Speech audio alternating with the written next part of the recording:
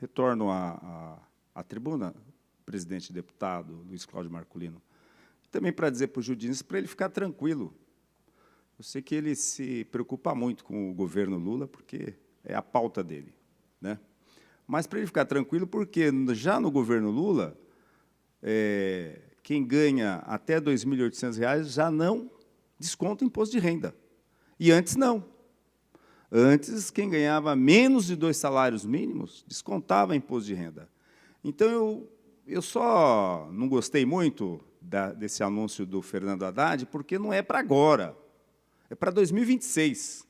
Eu gostaria que fosse a partir de hoje. Claro, tem toda uma regulamentação, o Congresso tem que aprovar, e, obviamente, que o ano legislativo está acabando, está terminando, né? Então, eles vão aprovar o ano que vem e vai valer para 2026. Mas eu gostaria que fosse para já, porque isso beneficia, inclusive, os policiais.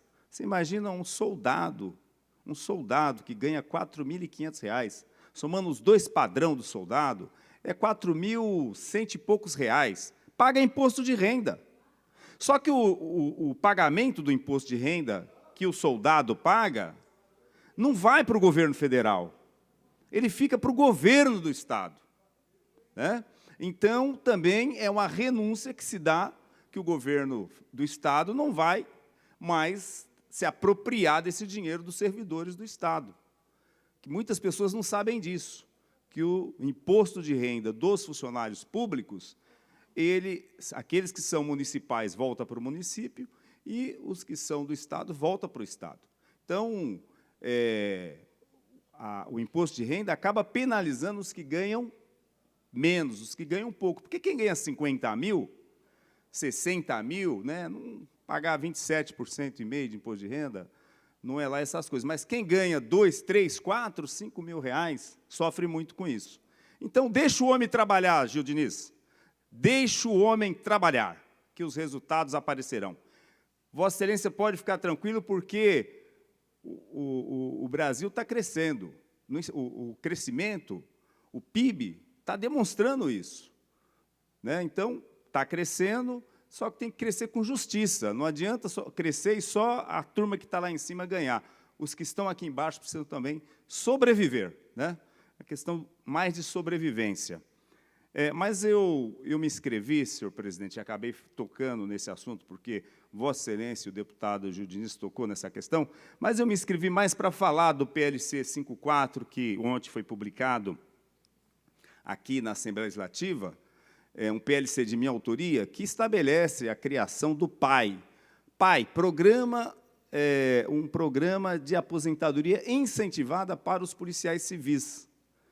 E eu fiz uma análise de tudo o que foi escrito nesse projeto e do que as entidades de classe pleiteiam, né? E o projeto é muito bom. O governo deveria abraçar essa ideia, porque o governo ele quer incentivar os policiais civis a se aposentarem aos 65 anos. Mas, para os policiais civis se aposentarem aos 65 anos, tem que ter alguma coisa que compense. Porque, quando ele se aposenta, ele perde 1/3 dos seus ganhos, 1/3 dos seus vencimentos. Então, imagina uma pessoa que ganha R$ 9.000, vai passar a ganhar ali 6.000 e poucos reais. Então, ele acaba ficando até os 75 anos. E o próprio secretário, o secretário Guilherme Derrite, falou: eu não posso cobrar um vigor físico de um policial com 65, 70, 74 anos. Por isso que nós queremos estabelecer esse programa de aposentadoria incentivada. Mas eu construí esse programa com a participação dos policiais porque é aquilo que eles pleiteiam e o que é possível. E não traz prejuízo para o governo. Porque, quando a gente fala de uma classe imediata, se o policial se aposentar aos 65 anos e receber a classe imediata, e se ele ficar até os 75 anos, ele vai ter cerca de quase 11% de quinquênio, porque ele ficou mais 10 anos, dá 2 quinquênios, como é 5% em cima de 5%, vai dar quase 11%. Né? E a diferença de classe para classe é menor do que isso. É menor do que 11%.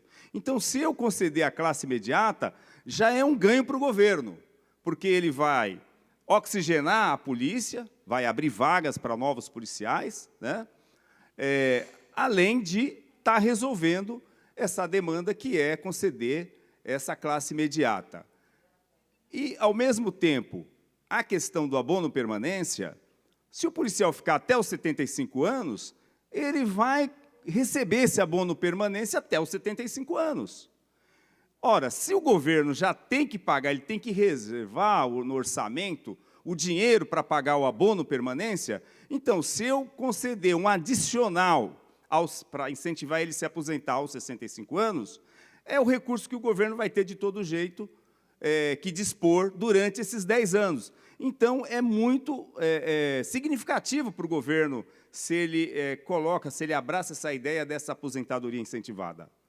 Porque não há de se falar, porque isso vai ter um custo muito alto, isso vai estourar os cofres do Estado. Não vai estourar, porque, de todo jeito, ele vai ter que pagar o abono permanência, e, de todo jeito, se o policial ficar até os 75 anos, ele vai ter direito aos 2 quinquênios. Então, a concessão da classe imediata, como é o caso da Polícia Militar, que tem o posto imediato, quando o policial militar se aposenta, ele ganha uma promoção. Ah, ele é sargento, ele é 3º sargento, vai a 2º sargento. Ele é subtenente, vai a 2º tenente, ele tem uma promoção. Só que a Polícia Civil não tem. Já teve no passado, mas a gente espera o bom senso do governo, do seu secretário de Segurança Pública e do seu secretário de Fazenda, de Finanças, e também o seu secretário de Governo Digital, porque tudo que vai se aprovar tem que passar por essa junta, né? Essa junta que decide. Quando um fala não, todo mundo diz não.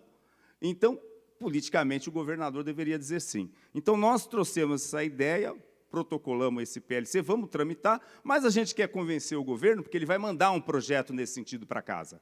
Só que não pensou na classe imediata e não pensou nessa questão do abono permanência. Então, garantir um adicional, o equivalente ao abono permanência, até o policial completar os 75 anos, porque, de todo jeito, ele vai ter que dispor desses recursos. Muito obrigado, senhor presidente.